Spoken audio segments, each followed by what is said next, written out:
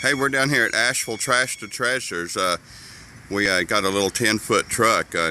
Cleet, what is this truck good for, you think? It's Well, this truck is perfect for moving small apartments. It holds about 10 foot of stuff, and it's great for moving like a bedroom suite or just a dining room suite. Or if you need to do a pickup or a delivery from across town to your new apartment from one of the shops in which you've bought some furniture, it's great for doing those kinds of small deliveries. Just recently we had somebody rent it for just picking up a couch at Goodwill or Habitat, didn't we? Something like that.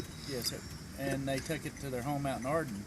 And for $19.95, you know, it's real inexpensive just to go pick up something and deliver it and not require a lot of time at all. It's one of the newest trucks in the fleet too. All the little 10-foot trucks are relatively new.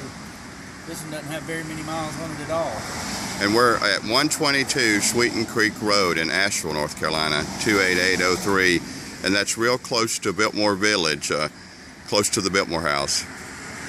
Everybody keep it local. We sure appreciate your business, and I hope it shows. Thanks for choosing UHaul.